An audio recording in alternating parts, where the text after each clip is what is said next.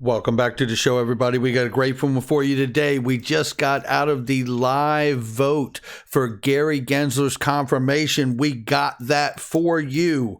He is confirmed, and you will hear it. Ripple CTO David Schwartz, we're going to hear from him on the market right now.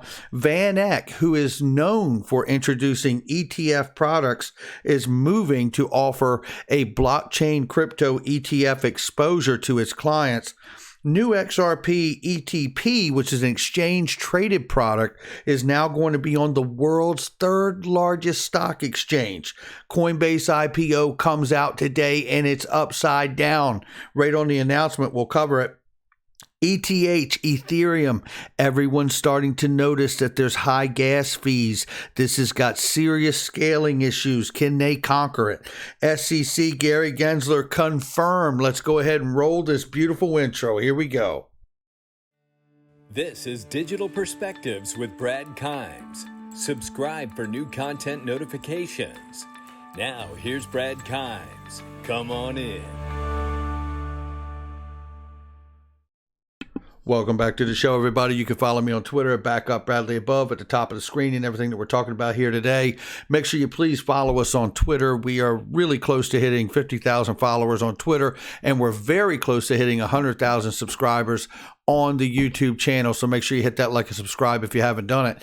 And looky here, $2.2 trillion plus for the cryptocurrency space. It is remarkable. 63,000 plus for Bitcoin right now, and Ethereum at 2,300 plus, coming in at the number 4 spot, courtesy of the dereliction of duty by the SEC. We're at $1.75. We've seen a bit of a pullback from this morning at $1.95, $1.97, and we are now still up 90.44% on the 7-day. So that is exciting.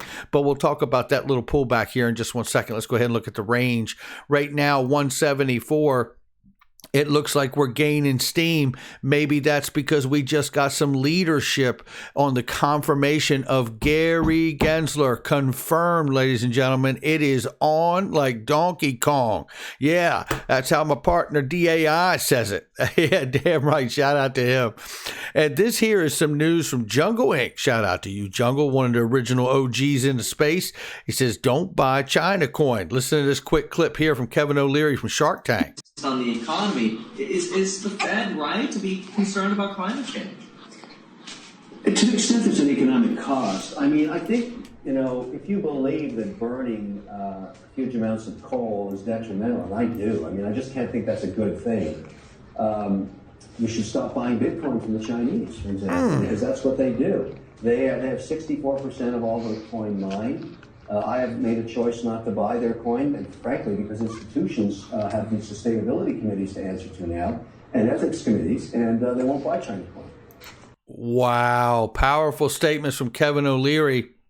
And as we see bigger firms, investment funds, and corporations put Bitcoin on their balance sheets, you have to wonder, we keep hearing this overtone or undertone, however you choose to see it. It's more like an overtone to me, about the fact that there is the possibility for 51% attack on Bitcoin because of Chinese miner control. We will keep an eye on the issue. I tell you, in good standing, full disclosure, I've been very upfront. I hold some Bitcoin, and it's enough to be concerned. So I'm watching this just as closely as all of you who may be holding it as well. So here we have another one. This is a quick clip from Charles Hoskinson just not long ago, back in February here, where he really put the point on it. There's going to be a Bitcoin maxi parade on CNBC today because of the Coinbase IPO, but you won't hear a peep about Ripple or XRP from any of them, and here's why. The fear is real. Listen to this from Charles Hoskinson laying it down from the Cardano network of what is to come if this happens. Bitcoin is only valuable because it's valuable. It has no technological advantage. It's actually the least advanced of all the cryptocurrencies. The leech feature risk, there's no reason for it other than the fact that it exists. And Wow. if the value plummets, no one will mine it, and then you lose all your security. So the minute that it gets flipped by another cryptocurrency, unless they can find a way to actually innovate again, Bitcoin will die. Wow. And those are just powerful words from Charles Hoskinson, and I think they're very relevant too. It's not trying to beat up on Bitcoin. Again, I have a position in Bitcoin. And, the point is that I'm not going to turn a blind eye at what could be a problem for it. Just like we talk about what could be a problem for XRP every day when we need to address it. So we'll keep an eye on that as well. Stellar says we want to highlight the inability to scale with the Ethereum network because of its exorbitant gas fees for NFTs. It's very real. Listen, I just had two friends of mine I was talking to the other day who were moving domain names. It took them 47 minutes to move one domain on the Ethereum network, and it cost them $45 to do it. Damn near $1 a minute to get the transaction done for one NFT. That is not a scalable solution. I could tell you right there. So looking here, moving on really quickly, because I want to get you to that clip. I want to play you that very quick clip of the confirmation of Gary Gensler, and I can't wait to see the leadership come from him. And some of it we may like, and some of it we may not. But nevertheless, leadership is what we're about to get, ladies and gentlemen. A pure play ETF that offers exposure to Bitcoin, exchanges, miners, and big holders and infrastructure companies. This is Gabor Gabaks, who's telling us that the Van Eck ETF is going to be offering a variety to all of these different companies and platforms for exposure to their clients to the crypto blockchain space. Things are moving forward a bit. Now, this was a tweet from David Schwartz that got a lot of attention here. He said, this is probably going to be my least popular tweet ever, but if you have life-changing amounts of cryptocurrency, please take some time to seriously consider selling some to reduce your risk and exposure. This is not any kind of prediction about what the market will do. And I think some people received this positive, some people received this negative. At the end of the day, what I would say is that I think he's just speaking to the fact that if you have a lot of debt and you've experienced some gains, you may want to de-risk your portfolio to knock out some of that debt. Now, listen, I don't give financial advice, right? I just give my perspective. There's two things you need to consider here. One, you need to consider what would happen if your portfolio goes to zero after you've experienced the gains and you haven't taken a position to allow yourself to feel those gains and possibly pay off debt like David's talking about here.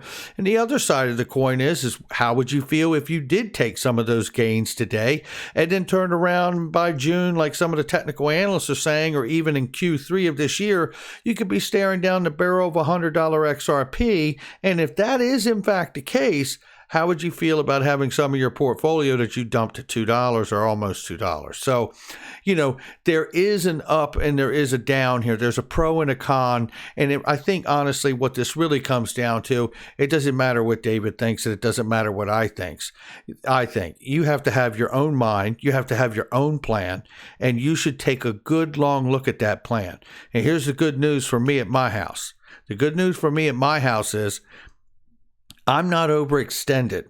What I have invested has nothing to do with the rest of my life, not my debt, not anything else. So the bottom line is for me, I don't need to consider such things because I've positioned my investments in a manner that it is my investment. And there's nothing else that is waiting on it except for my decision solely, not based on debt or any other aspect of my life when I want to cash it in.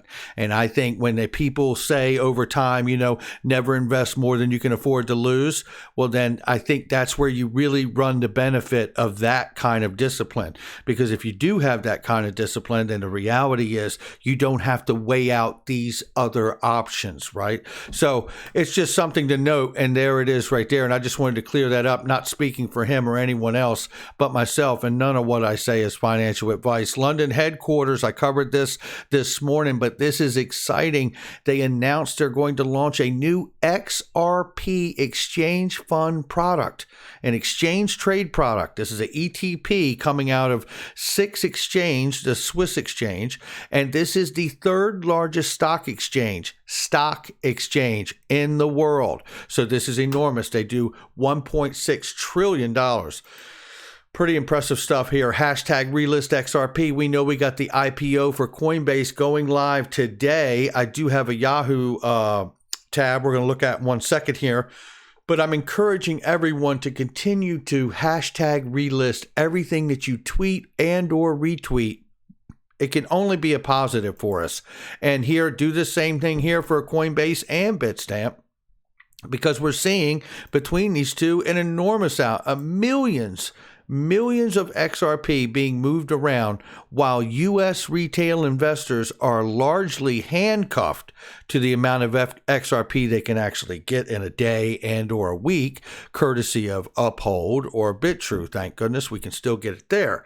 So at the end of the day, you have to say to yourself, you're watching the prices go up, and who is the loser as the prices go up? It's the U.S. retail investor is who, right? Because we can't continue to fill our bags, because the next time we come back into the market, hopefully we can come back into the XRP market here. We will see soon how Gary Gensler feels about that.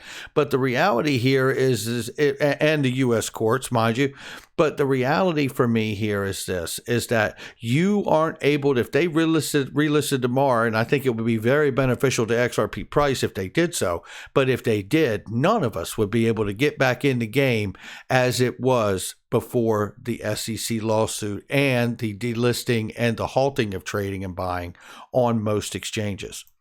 Damage is done, right? Everybody, please go to the NASDAQ, tweet and comment with hashtag RelistXRP. And I know that I'll be doing that myself as well. This is from Crypto Bull 2020. Shout out to you, my friend. Let's take a look at this and see if we can get a refresher if there's any new news here. And no, right now it is estimating between 250 and 340, I think I saw, for the price of the Coinbase stock, which is much lower than what it was selling for on the private equity market. So right now it's looking like the public offering will start off a little upside down to the private equity side. I don't expect that to be very long. Now, here's a really great tweet from Michelle Bond, formerly of Ripple. Shout out to her. She says, Hester Peirce, now as a new chairman, is coming into the SEC with a new agenda. Is the perfect time for the commission to consider a fresh how our rules can be modified to accommodate this new technology. And then she points out the SEC Token Safe Harbor 2.0. And I really do agree with her. And Hester Peirce is really working on that right now, I believe, because Hester Peirce floats a revised crypto safe harbor rules. The proposal would give crypto projects time to decentralize after 3 years outside counsel. Will review whether the project is sufficiently decentralized or remains a security. And if that, in fact, does take place, then shouldn't we reconsider companies like Ripple and the asset XRP and the LBRY and the LBRY coin? Shouldn't we reconsider those? Because shouldn't they be in a safe harbor? Oh, what a mess it is. Gary, you can't get there fast enough. Let's get you in there, bud. Let's see if you're going to be a positive impact to the space, which I feel you will be. But I also know Gary Gensler has said very openly in years before all of this that he feels a good majority of the crypto asset space is actually digital asset securities. So this is about to get very interesting. And this is very timely. On the same day of the confirmation of Gary Gensler, we see XRP Ledger Foundation congratulating Interledger for becoming a foundation nonprofit here. Interledger is getting the congratulations again from XRP Ledger Foundation. Today they launch as a charitable nonprofit. Our mission is to steward and advocate for Interledger, an open protocol that permits frictionless micropayments across currencies ledgers, creating opportunities for broader global financial inclusion, which is fantastic. And by the way, Interledger Protocol, ILP, was dedicated and gifted, by the way, to the W3C, the World Wide Web Consortium, which is the international standards body committee that oversees the internet that we use every single day. And the ILP was gifted to them by, wait for it, Ripple. Yeah, Stephen Thomas worked closely with that project, and it is about all the money. And this here is a highlight to remind us of just about how much money we may be seeing moving through a system like this, like XRP, in the very short near term, because we're getting a target from Dark Defender, who has been spot on here of late, making really great calls back in February and March about the current moments we're in. He told us just freshly this morning to watch out for corrections, and we had one today. And we are actually maybe coming back from one even. So we'll keep an eye on that as well. But as with any market, you're going to have ups and downs. And basically, we're looking for the next mark to be around $2.70, $2 plus. And then from there, we may see us move to a $20 XRP in the June time period, late May, June time period, and even as much as a $99.42 plus XRP by third quarter of this year. Now, that is pretty remarkable gains, and I hope that they continue because I'll be just as happy as everyone else is. As a matter of fact, if we just get halfway there, I'll be damn pleased about that. But the reality here is we need to keep a very close eye on this because with Gary Gensler getting confirmed today, and he did get confirmed, we need to keep an eye on it. Now, this is Crypto Bull 2020, another technical analyst expert on the charts here who has been giving us great insights on what he sees on the charts. And listen to what he says here. In this chart, I overlaid Bitcoin's growth over the last months, comparing it to the percentage growth of XRP. Listen, in previous bull runs, XRP outperformed BTC. Just to catch up to Bitcoin in this bull run, the XRP price will be $36. So the comparison here is saying if it follows suit, we will pass in the amount of percentage growth gains, right? Because that's what we did in the last bull run. And in order to level up to where things are in comparison to Bitcoin's percentage growth currently, XRP would need to be $36. And if it follows suit to the old bull runs, we will end up having a higher priced XRP than $36 if it follows the trend from previous history. Now that is extremely exciting that we could be seeing a $36 XRP a lot sooner than we even think. And I mean, listen now, if we get a settlement, now that we got Gary Gensler confirmed, think of this for a moment. IPO for Coinbase today. We know that we're going to see some really amazing information for Uphold. JP Terriot told us, the CEO of Uphold, that in the next 30 or so days, they're going to be making an announcement, 80% likelihood that they'll be announcing that they're connecting with a 100 million user platform or bigger. Now, what do you think that's going to do for the market? Especially because people can get XRP on that particular platform.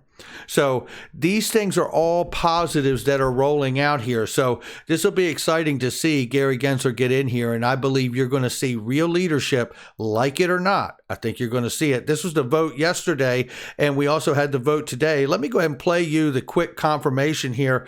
Here it is right here. It's about 10 seconds. Listen to this.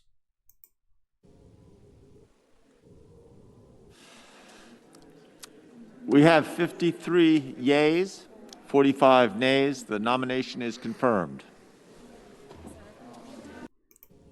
And there it is right there. Gary Gensler is making history. He's coming in as the SEC chair. And here he is right here, given the Coinbase direct listing and the explosion of crypto assets. Many believe that Gary Gensler's biggest area of focus will be in the crypto asset space. And I believe so too. And I think you probably do as well, because he didn't spend the time being a professor at MIT teaching blockchain and crypto to people so he could focus on something else. This is where things are going. And it's not just important for Gary to be here because of crypto assets, right? And cryptocurrencies and digital assets.